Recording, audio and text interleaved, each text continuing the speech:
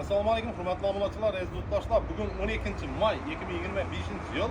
Avtoshopdan navbatda savdomiz do'stlar. Bu mashinamizdan 3-4 kun avval istoriya qo'yib o'tdik, postam yuklab edik. 2024-yilda ishlab chiqarilgan avtomat korobka.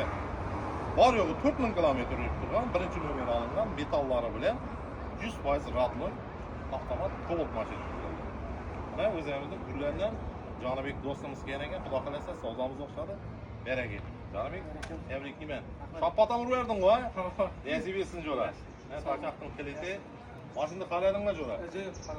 To'ndagidaymi? Baqasam zo'r bo'ldimi jo'ra? Podpiska sektaklang bo'lsa. Avtoshopga kelaverasizlar. Haqiqatdan ozan ekan. Bundan keyingi jo'ra bundan ham ularga topshirib qo'ydik. Jonibek, xayrli davlatli mashina bo'lsa. Yurores Avtoshop gurlanda xizmatlarimiz do'stlar, mashinamizning narxini 160 million so'm istoriya qo'yib o'tdik. Xudo xolasa, naqd pul bo'ldi, shtab pul bo'ldi, 155 million so'mga berilgan. Naqd pul bor. Mana zalogini ham oldik xudo xolasa. Yurores Avtoshop gurlanda xizmatlarimiz. Jonibek, xayrli ko'ringlar.